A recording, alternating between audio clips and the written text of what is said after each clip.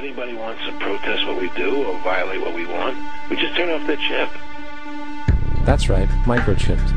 In 2005, Congress, under the pretense of immigration control and the so-called War on Terrorism, passed the Real ID Act, under which it is projected by May 2008, you will be required to carry around a federal identification card, which includes on it a scannable barcode with your personal information. However, this barcode is only an intermediary step before the card is equipped with a VeriChip RFID tracking module, which will use radio frequencies to track your every move on the planet. If this sounds foreign to you, please note that the RFID tracking chip is already in all new American passports. And the final step is the implanted chip, which many people have already been manipulated into accepting under different pretenses. We have a Florida family who are really pioneers in a brave new world. They have volunteered to be the first ever to have microchip identification devices implanted into their body. After 9/11, I was really concerned with the security of my family. I wouldn't mind having something planted permanently in my arm that would identify me. In the end, everybody will be locked into a monitored control grid where every single action you perform is documented. And if you get out of line, they can just turn off your chip, for at that point in time, every single aspect of society will revolve around interactions with the chips. This is the picture that is painted for the future if you open your eyes to see it. A centralized one-world economy where everyone's moves and everyone's transactions are tracked and monitored, all rights removed. The most incredible aspect of all, these totalitarian elements will not be forced upon the people. The people will demand them. For the social manipulation of society through the generation of fear and division has completely detached humans from their sense of power and reality. A process which has been going on for centuries, if not millennia. Religion, patriotism, race, wealth, class, and every other form of arbitrary, separatist identification and thus conceit has served to create a controlled population, utterly malleable in the hands of the few. Divide and conquer is the motto, and as long as people continue to see themselves as separate from everything else, they lend themselves to being completely enslaved. The men behind the curtain know this, and they also know that if people ever realize the truth of their relationship to nature, and the truth of their personal power, the entire manufactured zeitgeist they prey upon will collapse like a house of cards.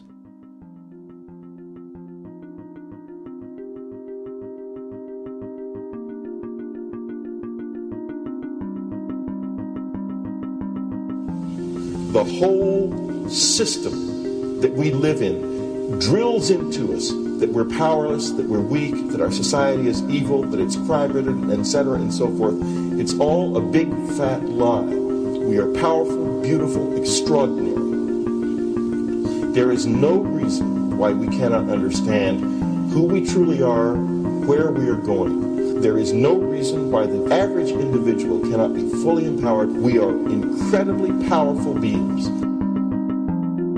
You know, I think I spent 30 years of my life, in the first 30, trying to become something. I wanted to become good at things. I wanted to become good at tennis. I wanted to become good at school and grades and everything I kind of viewed in that perspective. I'm not okay the way I am, but if I got good at things, you realize that I had the game wrong.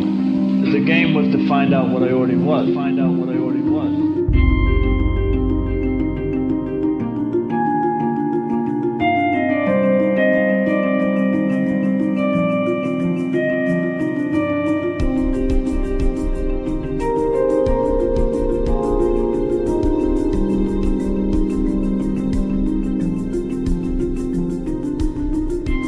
Now, in our culture, we've been trained for individual differences to stand out.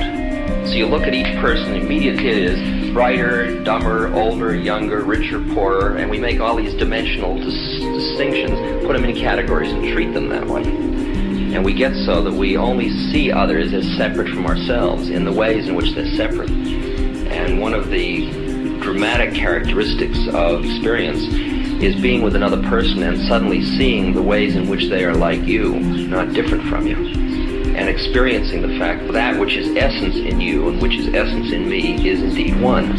the understanding that there is no other. It is all one.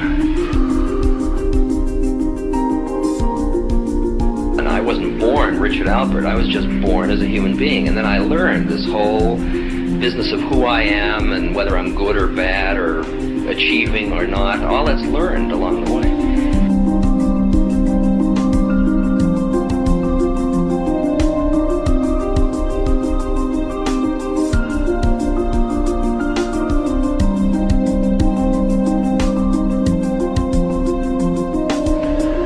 The old appeals to racial, sexual, religious chauvinism, to rabid nationalist fervor are beginning not to work. A new consciousness is developing which sees the earth as a single organism and recognizes that an organism at war with itself is doomed.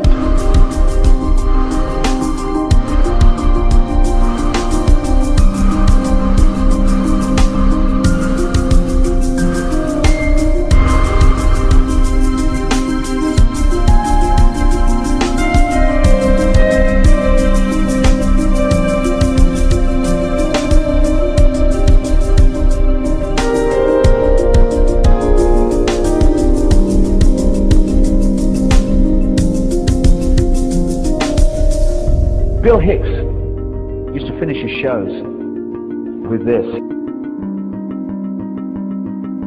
Life's like a ride in an amusement park. And when you go on it, you think it's real, because that's how powerful our minds are. And the ride goes up and down and round and round. It has thrills and chills, and it's very brightly colored. And it's very loud, and it's fun for a while.